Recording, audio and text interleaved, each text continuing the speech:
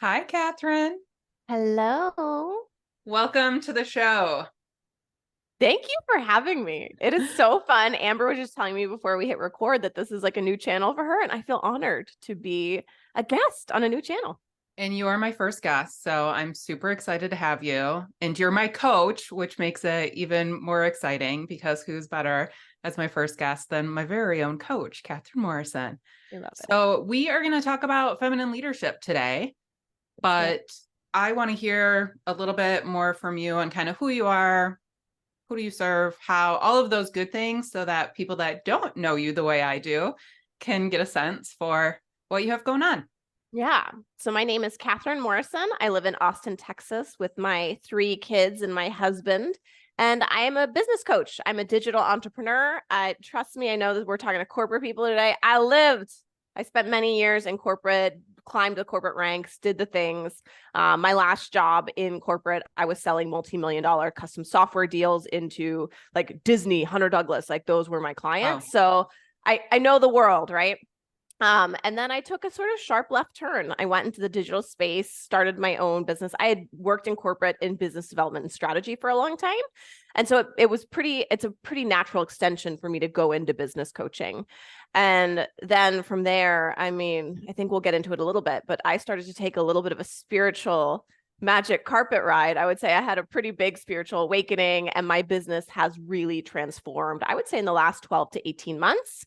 When I first started my business, I was very mindset coaching, business strategy, all the stuff that I had been great at in corporate, and that came with me. But on this spiritual path that I've been on, I've had a great unfolding into really just exploring like what is the full integration of me, and really exploring. I think we're going to get into it today, but it's a more spiritual concept of like masculine and feminine energetics. And if those words don't resonate with people, you could think yin and yang, Ida and Pingala. There are sort of energies that have for thousands of years in many different spiritual traditions just been sort of noticed. And I mean, we could even say people talk about it in the school system as like math and science versus the arts, right? Yeah. Yeah. Is another way that like I see sort of people that wouldn't even have the spiritual tendencies like could break it down. So I think we'll sort of be diving into some of that today, but Yep. that's a sort of breakdown of where I've come from and where I am now. And yeah, I run a pretty successful online business. Now I have employees, which is fun. I always thought I was going to do like the solopreneur thing. And we just had actually our new hires like starting in like 3 hours. So Congratulations. yeah, doing the thing. Awesome. I love it. So, what's really funny is because I found your podcast back when it was called Think Like an Entrepreneur and was very drawn to your coaching and your content on the mindset coaching, because that's also the world that I come from. And that is what my business was before you transitioned and had sort of your spiritual awakening and started working more with energetics and things like that. And I started in very traditional leadership development skill set. So tools, processes, frameworks, models, things like that. I have 25 years in that space in corporate, layered on the mindset coaching, which was an absolute game changer, because it's one thing to learn the skills. It's another to actually have the mindset to lean into the fear, to apply the skills, things like that. And then inspired by you in the work in the energetic space and starting to really better understand how to expand my window of tolerance for like having that emotional capacity to do both the skill set and the mindset stuff. That is now a third layer of the work. So the 3 buckets that I focus on with my clients are skill set, mindset, and energetics work for emotional health and vitality. So thanks for helping me evolve my business as well. Yes, absolutely. Which I think is so fun, right? When we evolve, we just become a lighthouse and we show other people what's possible. And some people come, and if it's not for some people, then they might go the other direction. That's fine. Yeah, I almost went the other direction, but as you know, you swooped me back in with that Emma very told me at the beginning, she was like, when you rebranded and went left, she was like, am I going with her? I reluctantly gave it one shot, and I was hooked by the first podcast after the rebrand. I was like, I don't know what she's doing, but I'm in. So here we go. You know, it's funny. Actually, this is I recently launched a messaging mastermind, and it's a new offer for me. was probably like 3 months ago. And I had this woman drop in because at this point I rebranded like a year ago. Yeah. And she dropped in and she was like, hey, like since you did the rebrand, like I don't really know if you're like for me anymore, but like this messaging mastermind like seems really good for me. And I was like, you're still here. Right. If I went left, and that was like at this point 9 months prior, and I'm like, and you're still listening to me all the time, you have come with me. Exactly. I love that. They're like, they think they left. No, you're here. We're talking. Love it. Okay. Okay. So just to help us get grounded, you said a little bit about feminine and masculine. I'm looking specifically at kind of feminine traits versus masculine traits in the leadership space. So Yeah. do you have thoughts on what are some, in your opinion, feminine leadership traits? Yeah, and I think it is good to sort of start to ground and like what when we say those words, what do we even mean? Yeah. Because it doesn't matter what your gender is. It doesn't matter what your genitalia is. These are just energies that exist in all of us in different degrees. Yeah. Right. And so when we use the word masculine, it's something like structure, strategy, logic, the sort of linear world, the sort of things that ground the world, right? Then there's the feminine, which if we wanted to go real spiritual, we would say it's like Shakti. It's like the energy that creates worlds. And if that doesn't resonate with you, we could also just say it's like things like creativity, right? If you think about the greatest artists, right? We all know they're not quite here. Like they're channeling in something else. So if you look at any artist at the top of their field, they're not really working in the linear what makes sense thing. They're tapping into something else. And I would say when they're tapping into something else, even creatives, I find this so interesting, that wouldn't describe themselves as spiritual. When they talk about their creative process, they're basically describing like spiritual work to like tune into things, right? Yeah. And so we would say it's more like intuition, feeling into things, like tapping into things that are non-linear, that don't seem to make sense, but they do, right? Like if you can feel into it and sort of trust your gut enough, it does make sense. And I think, I mean, we could even have a whole conversation around intuition in corporate environments and like how that actually, and it's so fascinating when I hear like even corporate leaders just talk about like, I trusted my gut and I did this thing. Like, I was recently listening to Bob Iger, who's like CEO of Disney, done an incredible job. I would say he's probably one of the best CEOs of our generation. And like, he was just talking about like a few intuitive moves that like everyone was against him. And actually, this is like a good story to start it off. I would say this is more like feminine energetics, right? But when he became the CEO of Disney was in this period of like, it was so boring because they'd really taken this idea of like, we need to look at the data to see what the next film we should create is. And he talks about this in his book, The Ride of a Lifetime. And it was basically talking about how the creatives couldn't do anything. It was basically like this whole floor of people in Disney that they were always just looking at the data and what do people want. And like, we're only going to create something that we have the data for. And then like all of these incredible creatives were either leaving or they were really like sort of dying, right? Inside of Disney, which like, if we think about Disney, right? Like Disney is wonder, it's potential. It's like all of the energy, right? And so one of the first moves he made at Disney, which was huge, was he let go, I think it was like 75% of the like the data, like the people who had a stranglehold, and he gave the company back to the creatives. And he was like, if this is what we're going to be known for, we need to give them the like lead to be able to do that. We need to give them the budget and let them play. Right. And he talked about that period at Disney as being like, Disney had started to feel like it was a house that like all the windows were shut and it was just stuffy and miserable. Like you could palpably feel it in the company culture. And when he made that decision, it didn't make any quote unquote logical sense. They didn't have data to back it up. But he went for it. And that literally was the thing that heralded Disney into like a second wave of like really being at the top and bringing in movies and films that all of a sudden like people were really interested in going to again.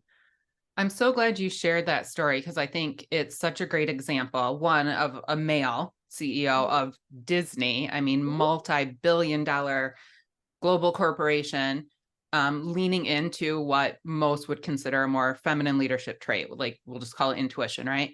Yeah. So one that gives me hope that there might be Yeah. because really like there's a long-standing stereotype, right? Just based on societal norms, biases, all of that, that favor more traditional masculine leadership traits like being aggressive and assertive and I don't know, ambitious, things like that. And it creates like what researchers call the double bind for women in leadership. And so they're scrutinized if they have sort of too many masculine traits. If they're too assertive, too aggressive, then they're, bitchy or whatever. Yeah. And also if they display too many feminine leadership traits like the creativity, like the connection with others, then they're, too soft, too emotional. So obviously we see this manifest in the traditional classic glass ceiling where women in senior leadership roles are like scarily underrepresented, right? But hearing stories like this gives me a lot of hope. So I'm wondering, how does this translate? Because Disney is a very, like you said, it's all about wonder and inspiration and magic. So I think it fits naturally to lean into the creativity and the intuition at the leadership level at a company like Disney. How do you think that applies to other, like you come from tech, for example, and maybe even that there's like a creative element to tech and startups and things like that. I mean, I would say there is actually, because tech, it's like, it's at the forefront, it's innovation. Yeah. Which I would also say that is highly creative. You're just like, what is possible? So it is interesting because although I will say, like, I had a lot of years like in corporate, a lot of them were spent in tech, which I think, but here's the thing. I think there's some companies, especially tech has gone to like big data and all of that, which really swings then the other way. And when you're just looking at what the data says, you're just looking at what the current reality is saying is possible versus like, wait, where could we innovate and move forward? And I mean, I think we could even, if you wanted to talk about tech, I think this is where you see things like really big VC rounds. And we could talk about something like AI, right? Like anyone listening has probably at least read in the news with AI, right? And AI, gosh, I'm trying to remember what the name of the company is, but they had gotten, I want to say they'd gotten like $1 billion in funding without even having a monetization model. Wow. But that was an example of like, they had to go to people who are like at the highest levels in tech. Yeah. And they like, were really smart. They were like, we don't know the actual application. We don't know exactly how we're going to figure out how to monetize this, but we believe in the technology enough that we think it's worth developing. Yeah. It's right. like beyond what they can see right in front of them. They see the potential there and they're trusting, their intuition in that space. Right. Which I think is actually, I mean, if we're going to, maybe we'll play here because tech is sort of my background in this. So it's easier for me to think about how this sort of applies in how this could apply to other sort of corporate spaces.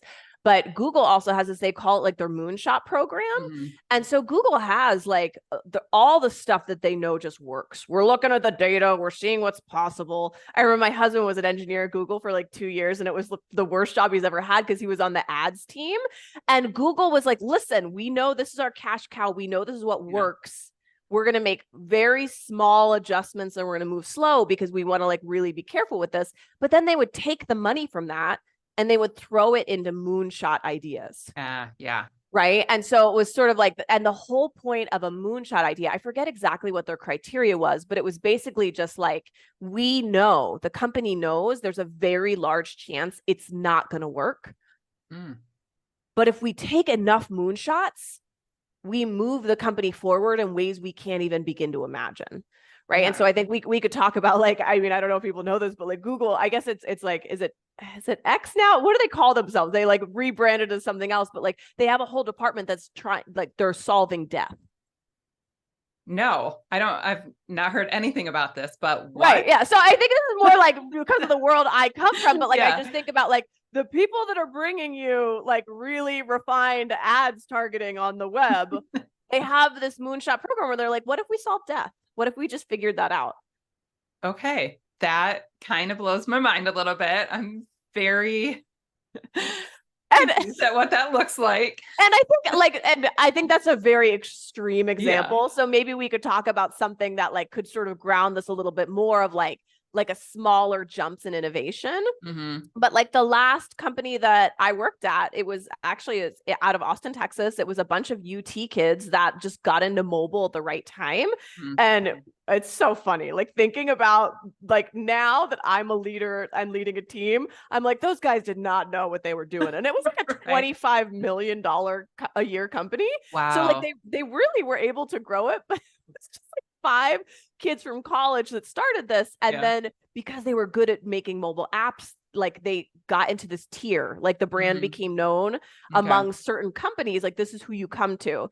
And one of the things that this company that I worked at was known for was developing apps with connected devices. So that was the custom software deals that I sold. So like, you know, if Disney had a toy that you could control with an app, that would be an example, right? Yep. And that was a new technology that a lot of companies like Disney, or another client of mine was Hunter Douglas, like they didn't know. Like that's a whole different way of coding and working with a hardware device. So they would come to a company like us to partner to help them develop it and get to market faster. Okay. Right. So like you have a sort of more established corporate entity that's like, we can see where the market's going.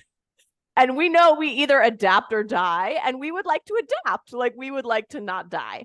Right. And so I think this is where I do innovation. That's creativity. Yeah. Right. So I think like that is feminine energetics, right? You're like looking at these things that are like, how could we do this? And I remember with Hunter Douglas, they were a client of mine, and they were I would say they were a much more traditional corporate culture.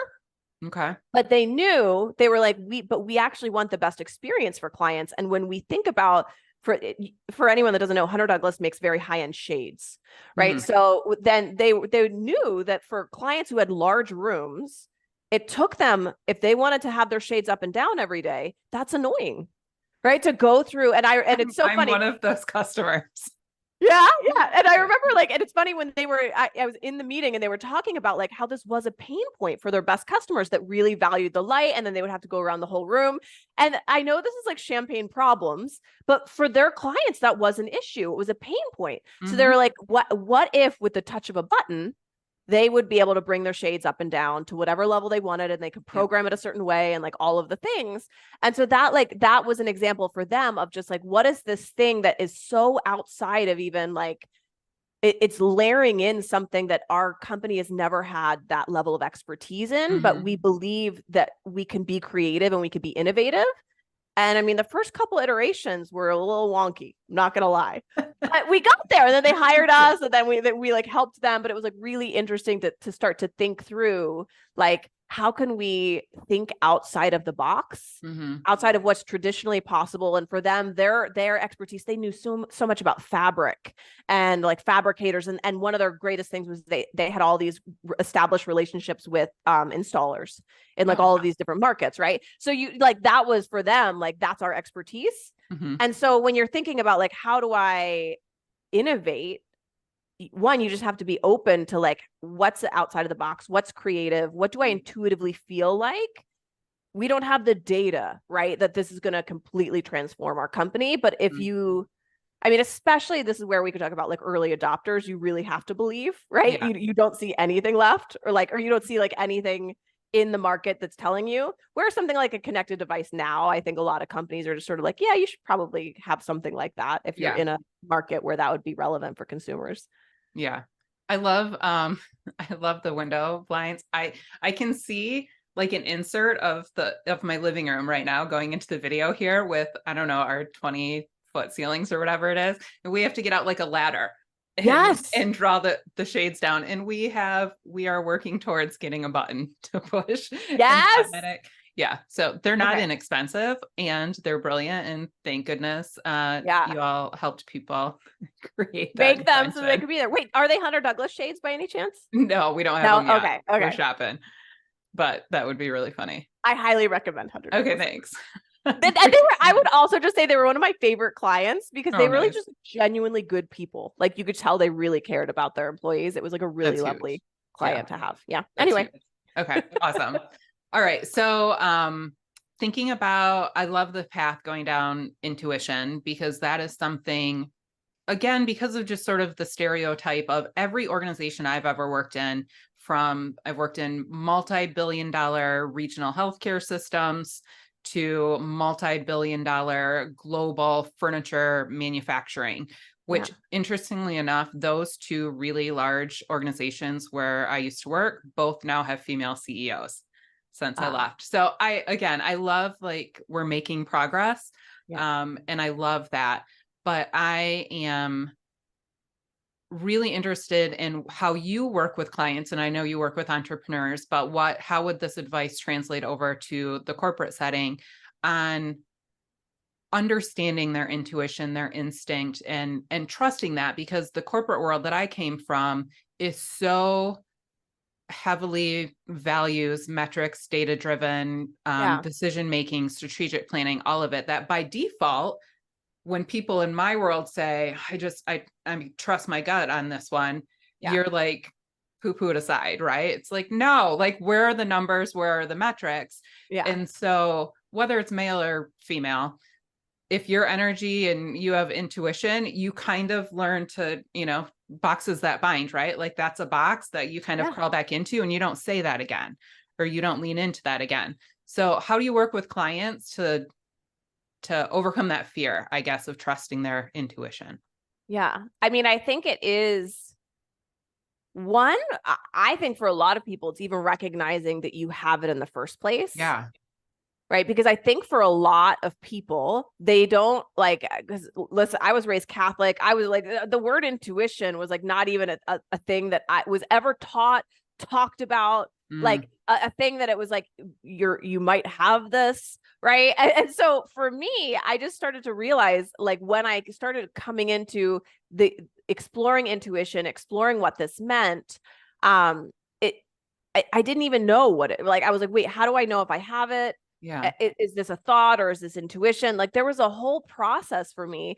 But then as I started to like really get in tune with, and we all know, like we just have I have a sense, right? Like I can't explain why, but I'm just feeling like I should drive this way instead of that way to work. And then like it turns out there's an accident or like something, right? Like we all have this ability to like tap into the thing that like doesn't quote unquote make sense. I do think science, I think if you give us another 100 years, I think we will be able to explain what's happening. But right now we don't have the ability to explain it. And so like people are like, that doesn't make sense. But I would say, one, you have to decide that it does make sense and that you value it. Okay. And it's interesting because I think we could even talk about like in my last job, I was not spiritual at all, but I've always been highly, highly intuitive. Okay. And it goes beyond like, I can read if someone's shoulders drop in their eyes, right? Like I had high emotional intelligence, but I would just say that's emotional intelligence. Like I would just get a sense of a deal. And like these deals that I would work on, they were like big multi-million-dollar deals. And oftentimes when you're at that level, there's a lot of moving parts in the client's company. Yeah. There's a lot of things like that. And it was my job to sort of map what was happening with my logical mind. But I would sometimes just get a sense, like all the words people were saying or whatever, like it all tracked, but something felt off. Yeah. And like, it really became a thing that I sort of just became known for. And I wasn't even using the word intuition at the time. I would just say I was trusting my gut. But the first couple times, especially in a tech company with like, I was working with a bunch of male engineers, they're like, Kathryn, what are you talking about? Like the guy said that like everything's right on track. And I was just like, I don't know what it is, but like, I just have this feeling and I knew, and it was very intuitive guidance. Do this, like for the deal to move forward. But I didn't have the language of that. I'd done no spiritual exploration. I was just a lady in a tech job, right? That was just like, I don't know why, but this just feels right. And I think what happened for me, and I wasn't even consciously aware of it at the time, but I just started to notice that when I followed that, it was always right. Okay. Right. And so I think I would just say like, start to just notice, like when you just have a sense of something, like maybe you're in a corporate meeting and like everything's saying like, this is going to be blah, blah, blah. It's going to be this one way, but you can't shake this feeling that something's about to happen or something's about to go another way. And probably for some people, your first experience with this might be you ignoring your intuition and then something bad happens. Right. Right. Yeah. But just start to notice those things because it really actually became the thing that at my company, I started to turn every team I worked on. They trusted when I had a gut feeling it was accurate enough that like they'd be like, Kathryn's got that they called it my spidey sense thing. They would just kind of joke. They were like, we don't know what it is, but Kathryn's got the spidey sense thing again. I love it. And I remember it was like my last performance review, and the boss, I like reported to the chief client officer, and he was like, how do you do it? And I was like, what are you talking about? And he called it setting the table. And he was like, you always just seem to know what's coming. And you're always setting the table. Like you're working in these large, complex deals that like, and you're doing things that don't make sense to do, but you're always getting the deal ready and having the meetings you need to have in the company and getting things so that like it stays on track. And it's so funny because at the time I was like, I don't like, that was so natural for me. I didn't know how to answer, but now I can say I was highly intuitive and I was just listening to my intuition. So like, and that was, no one in that company was like, would say that they supported that way of being or thinking, but it was like, they just respected me, I think, enough. I think I had a high enough level on the strategy side, and I did make logical sense a lot of the times, that when I had these things that felt highly intuitive, they just started to believe me, and it was highly accurate. I love that story. That's so fun. But I love that you, I guess, had the confidence, the courage to actually, speak that out loud, right? And say like, I don't know what's going on, but I know something's going on. Yeah. So, look. Well, and I think it's like, it's interesting that you're saying the confidence and the courage, but anyone who's listening that has high intuitive abilities, you'll notice if you're trying to ignore it, it won't, it's just this feeling you can't get rid of. Yeah. Is the way I would describe it, right? It's like you're like, you leave work and you're like having dinner with your kids and you just have a bad feeling. And you're just like, I just want to let go of this. Yeah. Do you find that it's usually the bad feeling that you're aware of first? Because I always talk about how awareness precedes change. And like you said, just start to notice it. So do you also notice when you're drawn like from a positive, like you're being pulled into something? Or do you find that people, when they're first starting to focus on noticing, it's more like the ick factor that comes up? I think for me, it was easier to track the ick feelings. Okay. But you know what? I think what's interesting is like what we're describing now, I'm tapping into myself at that time, who I had no personal development experience and no spiritual development. So like, I think that for me, I just was more aware of the ick feelings. But there were times, I mean, I guess it was sort of, it would just be things like, this is a path. I just had a feeling like this is a path to take, or like because something bad is going to happen, right? So it's sort of like do these things. So really, I was being guided towards like, go this path, which was opening me towards possibility. It's interesting to think about. I do think in the beginning for me, and that's just my experience, right? It was just easier to track like this doesn't, and I think it's always when it just doesn't make sense, right? Like it's if you're just looking at your rational mind, everyone's in a meeting, everyone seems like everything's good, and you just can't shake this other feeling. Yeah. Right. Or similarly, though, I think it could be a meeting where it's like, everyone's like, this isn't going to work. This is why, blah, blah, blah. And you're just like, no, I just know, right? Like probably Bob Iger, I would imagine, talking to his board of directors about like how we need to let go of 75% of the data scientists and let the creatives take the wheel, right? I would imagine that was something for him that was just like, I can't shake this. This has to be the path for Disney. Yeah. Yeah. So, okay. I coach men and women, but mostly women. And everyone I coach has a very strong, logical, rational thinking mind. And I know that you do that's also. Been developed in the school system. Yes. School system, all of it. So they sometimes, like, I can see them recoil a little bit when I start talking about like energy and intuition, to stick with that word. Yeah.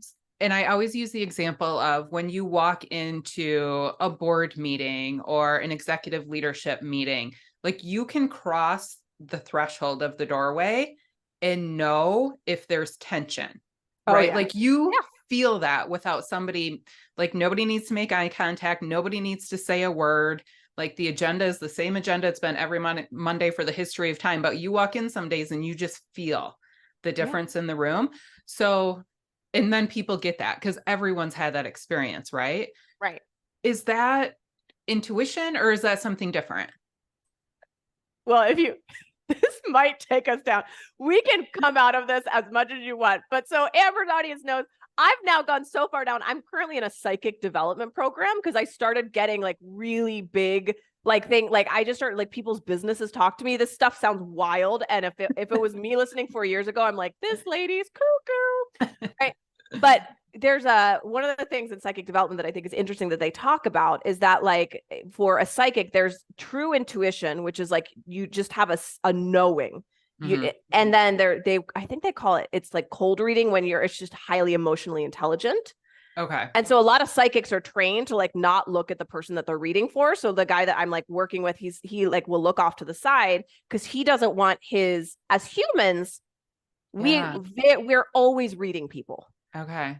Very subconsciously, whether we mean to or not, right? Yeah, so like I could tell if I'm saying something to you and your shoulders tense up a little bit, right? Or like like if I was really like, and then I'd be like, oh, like maybe Amber's uncomfortable and we shouldn't talk about this to our audience or something, right? That's just high emotional intelligence, right? Which like is outside of if we're really talking about what like in spiritual circles you would call true intuition, true psychism. And if we want to get really like nuanced about it, intuition is like the sensing of something and psychism is the reading of the sensing, right? So it's like, if you're like, oh, I should go, I don't know why, but I should just go left. But if you took a moment to be like, why am I feeling drawn that way? You will start to get answers if you practice this and develop it enough, right? Yeah. And so I think something like when you walk into a room and you can just like feel it, I think the truth of the matter is some people are just noticing very, very subtle body language. And that I would say that's not, some people might call that intuition, but that's just very high emotional intelligence. And I think some people are much better at that, like than others. And then I think there's some people that like, for most people, probably if they're coming from the more rational, logical world, they're like, what's this Amber brought on this cuckoo lady talking about psychic development? But like, as I just started to trust these things that I was experiencing in corporate, and then I've like started to develop at like, I'm always getting this guidance that like just seems to be right. And what if I actually developed that in the same way that I spent so many years in the school system and then corporate environments developing how do we think super logically? How do I look at data sets and Facebook ads? Like, listen, that's super strong for me too. I can do that all day long. I'm very good at that. But what I started to notice was just like, because we don't talk about this in the West, a lot of people have very high abilities and potential. And it's like, they just have an atrophied muscle. Yeah. Okay. Right. And so I think it's like for you saying like you just walk into a room and like you can feel it's different. I think for a lot of people it is highly intuitive. And they probably, if they wanted to get better at like, how can I develop this? Like you could probably do some real fun things in corporate.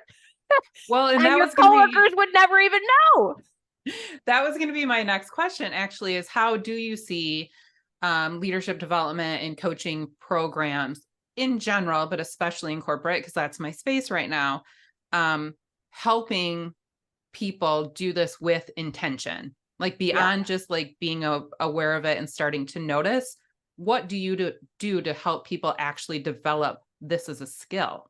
Yeah. Well, what I think is interesting, I'm having so much fun talking about like in the corporate space. This is not a world I ever, like, I don't live here anymore, but I'm tracking what's happening in the market. And I think it's really interesting because one of the things that's happened is because we were going too hard on like just hustle and stress and burnout.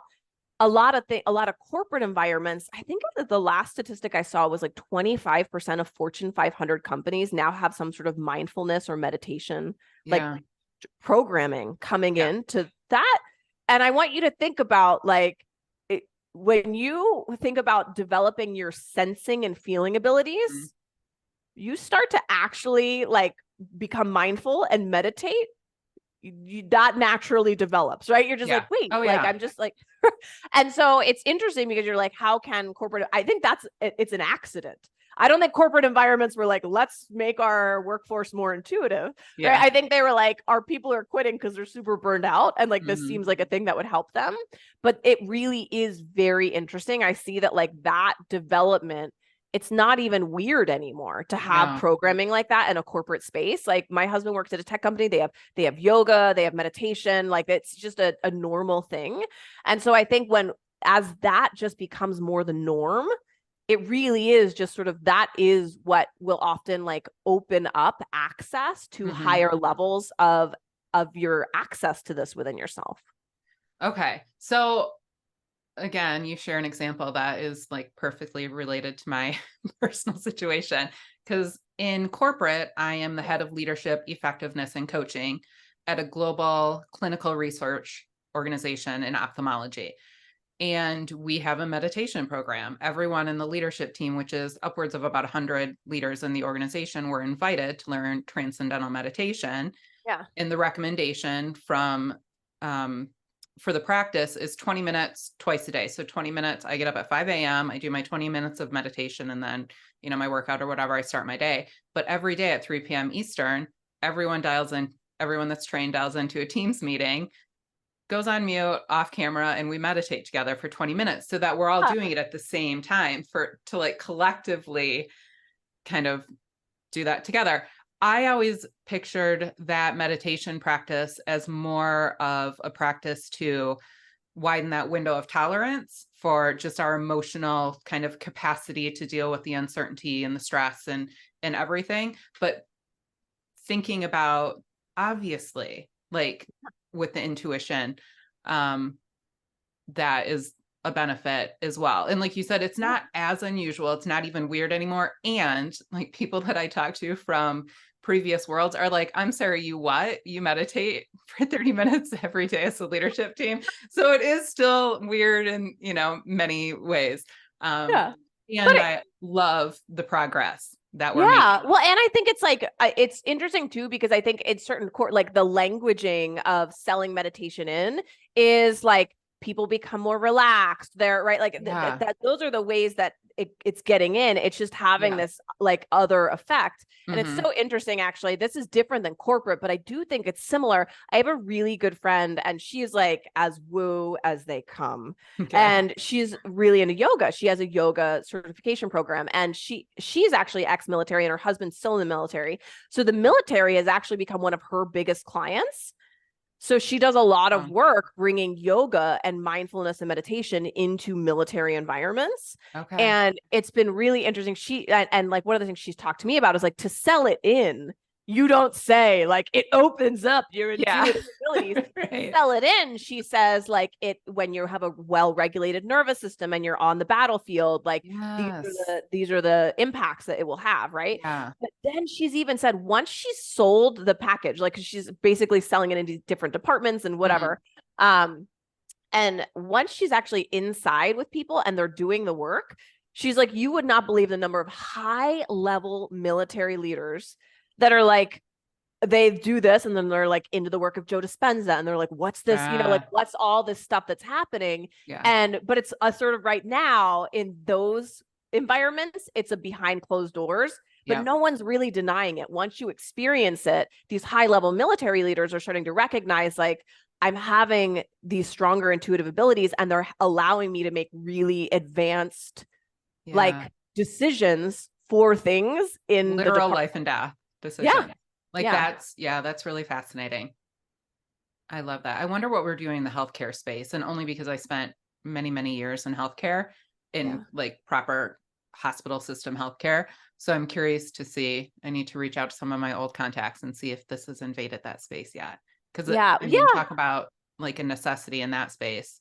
Yeah. Well, it's interesting, actually. I mean, like, I think you're at the higher echelons of like the system of healthcare. And I hope that people up there are starting to recognize this. I have so many friends in the coaching space that are former medical doctors that felt like they were sort of getting crushed in the wheel of the system. And like, for example, we could talk about intuition. Sometimes when a doctor's just like, I know that all the panels are coming back this way, but I can just tell there's something we need to do another test. Yeah. Right. And then there would be certain things where it's like it wouldn't get approved by health insurance. It wouldn't be whatever the thing was. And then they would see, then something would happen with the patient. Right. And they were just like, I don't like this. Like, I want to be in a system where I can like trust my intuition or what I want to do more. And like I have so many medical friends that have like gone into coaching. Well, and they're so trained that it's just relying on the data. And that always, I mean, we could argue that over relying on the data, it's always going to paint an incomplete picture, right? If we don't tap into that, the intuition and the other kind of creativity, connection, more feminine leadership traits to kind of circle back around to where we started. It's like, oh, I know it, like for some people they might be like, what are they talking about? But I'm like, how many shows have we seen where the main character, right, is like everything looks one way and they're just like, I just know it's something else. Yeah. Right. And it's so clear. It's just in our collective consciousness. We all know there's this thing that happens and we just haven't talked about it as openly, like we're having this conversation and like explored what is it and how would we develop something like that to make it more accurate. Yeah. Okay. So what do you think are, or I should say, are there, I think you'd agree there are negative impacts or consequences of ignoring this type of work or avoiding this type of work in corporate? Well, I mean, one, we've talked about how it is just sort of becomes your superpower, right? So I think it's sort of like having a latent superpower that you're actively like, I'm just gonna not have a superpower. And I'm just like, right, if I learned that I could put on an invisibility cloak, like why would I not, right? If I learned I could time travel. So it's like that, right? It's like learning like, oh, I have access to this. Why wouldn't you choose to exercise it? Yeah. And then but I do think for some people, the same way, like my husband is an engineer. And I'm just like, no matter how hard my brain doesn't work the way that his brain does around certain things. And I do think high intuitive abilities are the same thing. Okay. Right. So I think for people listening to track, if you're listening and you're feeling like, I don't know about this, is it just resistance because of like things you've been taught? Or is it just like, no, that just doesn't feel like a thing I'm interested in. Right. Yeah. Like, I think to just trust if you're just like, oh no, this doesn't feel like a thing versus if you're like listening to this and you're like, oh my gosh, I can remember these like 5 times that I like had this. Right. And like, it's all like, you're seeing everything come together at once. Right. So I think if you're having an experience like that, where you're recognizing this is something that is within you, I think that it's sort of awareness. Once you have an awareness that it is within you, it's sort of like you can't stuff it back in the box. Yeah. And then you would just have to reckon with, right? Like maybe going on about your day and ignoring it, but like you're going to know every time that you have that sense. And then if you keep stuffing it down, like, and I just think for a lot of people, that is oftentimes like they keep stuffing because they don't know how to explain it or it's right. And so I don't think that's a pleasant life experience. So I would say that's a negative impact. Well, and I feel like that's when people like react, right? It's like stuff. And then the explosion of like the burnout or the overwhelm or like, I have to quit my job right now because I feel so stifled and claustrophobic in it. So definitely. Yeah. And I mean, I think it's also like for me in my experience, because before coming into like even allowing this whole side of me to sort of develop and flourish, I was in a highly successful business. Like we were on track to do our first $1 million in the span of 1 year. Like it wasn't like I wasn't winning, right? But it didn't feel like, it felt powerful and it felt interesting. Like, and I do love like business strategy, using the logical mind, all of those things. But now that I've allowed this whole other side of me to come online, I don't know how else to describe it, but it just really feels like living in magic and possibility. It feels like living in Disney, right? Yeah, love like, because there's this part where I'm just like, I can do all the strategy stuff, but because I have access to all of these other things, it's like, it's just knowing that what the world we're looking at is not just the world we're looking at. And that feels like such a delicious way to just live. Oh my gosh, I love it. I love it. Okay, so before we wrap up, is there anything that you were hoping that I asked you or hoping that we talked about that we didn't? No, I think this has been a fantastic conversation. And I just hope that everyone maybe to just take a moment and think like, what is the nugget I'm going to take with me? And if there is something where you're like, this is something that I'm interested in exploring more, to make a decision, like, how do you want to explore it? Like what feels sparkly to you? Maybe it's booking a consult with Amber and like starting to like really take some sort of like getting more mindful right? And having a practice more seriously. Maybe it's reading a book. Maybe it's going to a Joe Dispenza retreat, right? There's like so many different paths here, but to not, if you felt something open up inside of you, to feed that, to feed the thing that just opened up and decide how you want to feed it is like, I think the greatest possible sort of parting words I could leave here. Fantastic. Thank you. Yeah. Okay. So how, if people are just like, who is this woman? Like, what is this about? How can people find you if they just want to learn more about what you do? I know your audience is corporate leaders, so I coach entrepreneurs, but I'm sure there's probably podcast episodes that would just be interesting to people, right? So if you felt into me and you're like, who's this lady? I have a podcast. It's called Ascension Through Entrepreneurship, and you can go check it out on any podcast platform. I have an episode on discerning between thought and intuition. That might be a good place to start. You can also go to my website, KathrynMorrisonCoaching.com, and I've got all the information about all the things there.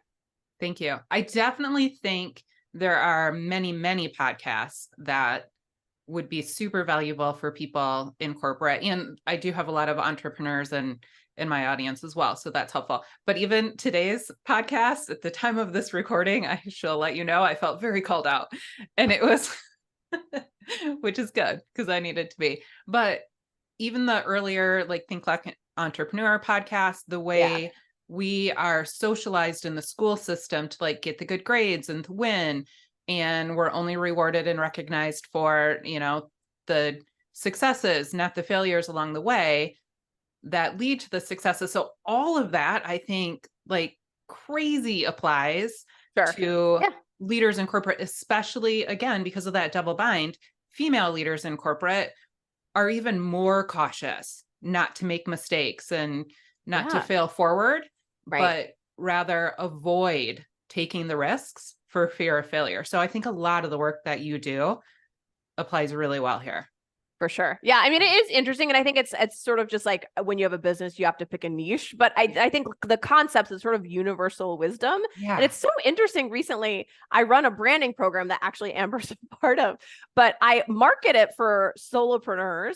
And then like recently we had someone who's in corporate join that like wants to create their own speaking platform. Like they want to become known as a speaker, and they haven't come on for coaching, but they like asked on a webinar, they were like, I'm in corporate. Could this be for me? And I was like, listen, I'm never going to make marketing for you, but like the concepts in here would be valuable if you're just trying to have a personal brand as like a corporate person. Absolutely. Right? So, yeah. I love that. That's perfect. Yeah. Good. All right. Well, thank you, Kathryn. It was delightful to talk with you today. I will see you soon. Bye. Bye.